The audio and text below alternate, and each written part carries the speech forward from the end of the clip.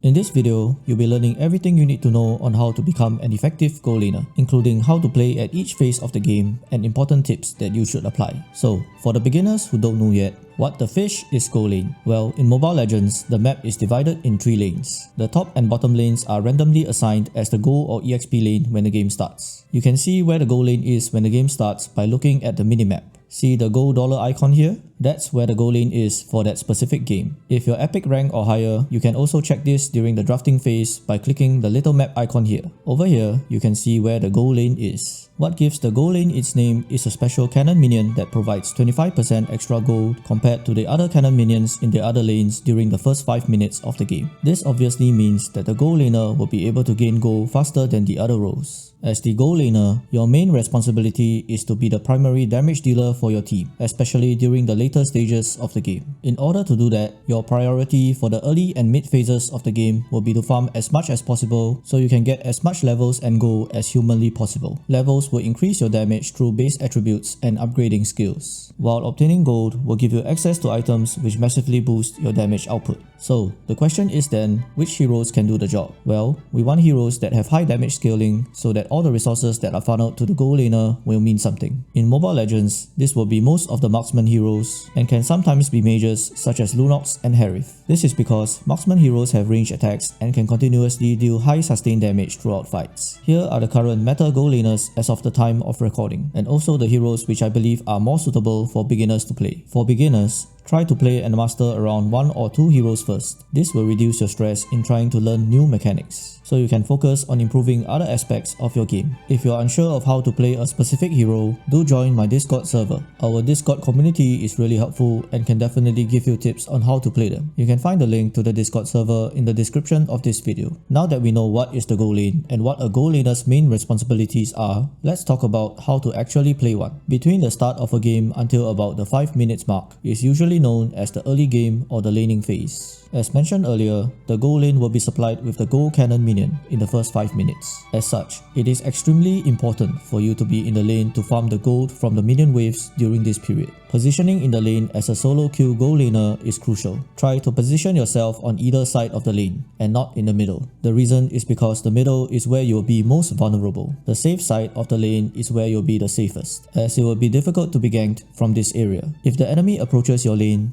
you will usually have sufficient time to retreat. Staying on the safe side will sometimes force the enemy laner to the opposite side, which is more prone to ganking. The opposite side is more risky than the safe side, but will still usually be better than being in the middle. Being on the opposite side will give you vision to the routes leading into the lane, giving you information of any enemy approach. But it is prone to surprise engages if the enemy has range engage tools, such as Franco's Hook or Kufra's Jump, so be prepared if you choose to stay in this position. As much as possible, try to make use of the bushes and remain in them, especially if you're not actively attacking. This denies enemy vision on you, which makes it more difficult to gank you. As much as positioning is key, map awareness is equally, if not more, important. As a solo queue goal laner, 90% of staying alive is actually dependent on how aware you are of the map. Missing enemies means potential ganks on you, and given how squishy you are, a simple 2-man gank can easily lead to your death. So make sure you always keep one eye on the map. The key enemies you want to watch out for are the enemy roamer, mid laner, and jungler. It is very common for either of these enemies to rotate to the goal lane to secure a kill on you in the early game. Roamers sometimes like to start straight at the goal lane at the beginning of the game, so when you're pathing towards the goal lane during the start of the game, you should already keep an eye on the map to see if the enemy roamer can be spotted anywhere on the map. If you do not see him at all, you should play safer with your positioning. Junglers like to path towards the goal lane for an early gank around the 1 to 2 minutes mark, so make sure you play safer during this period, especially if you have no teammates near you. Your roamer may sometimes provide vision on the jungler at the start of the game, so if you see them starting at the EXP side path, you can expect that the enemy jungler will rotate to the goal lane around that timing. On the other hand, if you see your team's jungler or other teammates pathing towards you, you can try to bait the opposing laner or just be prepared to gank him. Make sure you keep an eye on the mid lane minion wave situation as well, as mid laners may rotate to gank you when they have cleared their wave. And of course, we should not forget that there's opposing goal laner that you will have to face. Sometimes you will face him 1v1, and other times the enemy roamer will babysit them and you'll be 1v2. In a 1v2 situation, it's best to just play safe and grab whatever farm you can safely. It's not wrong to keep hugging your tower in this situation if that's what you need to remain safe. In solo queue, you should not expect your roamer to babysit you and stick with you 24/7 during the laning phase. As the role's name states, it's a roamer and he's supposed to be roaming around the map. Whenever your roamer isn't helping you, it probably means that he's creating a numbers advantage at other areas of the map. So as long as you don't die,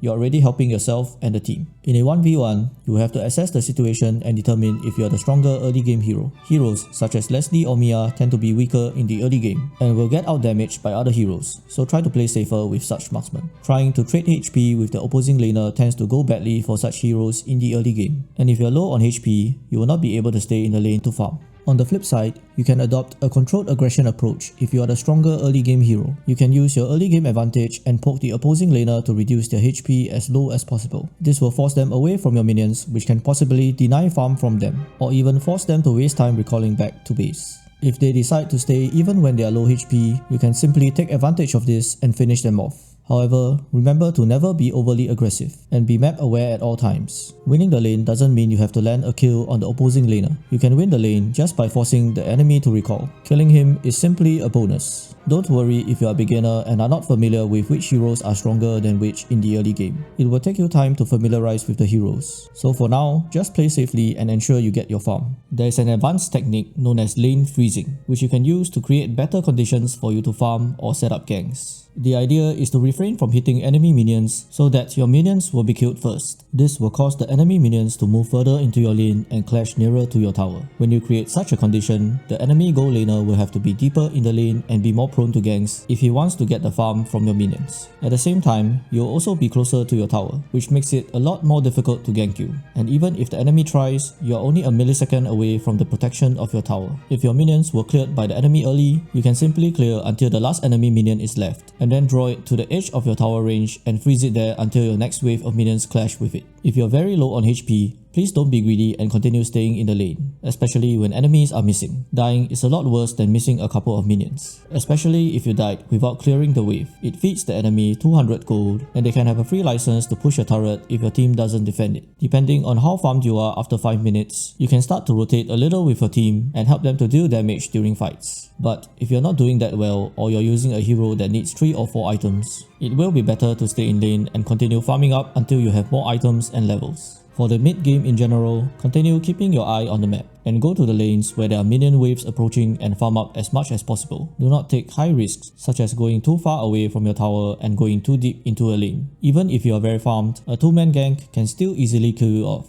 I see plenty of gold laners do this when they are fed, and they end up feeding the enemy because of their overconfidence. You should never ever face check unknown bushes as a gold laner, especially when enemies are missing. Remember, you are still very squishy, so even a one enemy ambush can finish you off in an instant. What do I mean by face checking and unknown bushes? Well, face checking is basically being the first to walk into a bush, while an unknown bush is one that you had no recent vision of. You should always allow a more tanky hero, which will usually be your team's XP laner or roamer, to check the bushes ahead of you first. You can then follow behind them, especially during the mid game onwards. During team fights, unless you know what you're doing, try to position yourself near to your other teammates, so they will be able to assist you if you are jumped on by the enemy team. This is crucial, as the gold laner is usually the highest priority target during any team fight, and you can be sure that the enemy team will jump on you at any opportunity. From around the 8th minute mark, teams will generally start grouping up in 3s or more, which is when most large team fights will happen, because that is when the Lord starts to become available. At this point, you should never be by yourself most of the time, unless you have vision of the enemies and you know you're safe. The same advice applies from the mid game. Never face check unknown bushes and always follow behind your team's tanks. You should still try to farm up as much as possible until you're about 3 to 4 damage items at least. Most of the late game for a gold laner will be about sticking near to your team and staying safe until a team fight breaks out. You are a crucial part of your team because you are the highest damage dealer, so try to stick to them as much as possible and participate in those fights. Never ever try to solo push a lane unless you have clear vision of the the enemies and you know they won't be able to reach you in time. Unless you know what you're doing, you should never be doing this. When a team fight does eventually break out, be hyper aware of your surroundings and try to hit priority targets, such as the enemy jungler, mid laner or gold laner, as long as it doesn't put you in a high risk position. Otherwise, it is totally fine hitting whatever is in front of you, or anything that your team manages to catch on. Be very aware of what skills and ultimates your teams and the enemies have used. If the enemy team has used most of their skills, it is usually the green light for you to be more aggressive, especially if your team is still healthy. You can check what ultimates are available on your team at the top of your screen. A green light on the hero indicates that they have their ultimate available. As usual, try to never isolate yourself from your team, as that will be the flashing green light for the enemy team to jump on and eliminate you. Stay behind your tanks and adopt a controlled aggression approach. You should only go beyond them when chasing enemies who have ran out of skills and you are confident to run them down. During tower pushes, you will be the main source of tower damage for your team, so prioritize hitting the towers, especially if the tower is already low health. Destroying an inhibitor turret is extremely important, as it will spawn super minions on that lane, which creates natural pressure for that lane. For emblems, items and battle spells, I would recommend joining my Discord server and checking with the community for build recommendations, as builds can change wildly for each patch. A general advice is to sacrifice some damage and build defensive items when necessary. You do 0 damage if you're already dead, even with a full damage build. So build items like Wind of Nature, Rose Gold Meteor,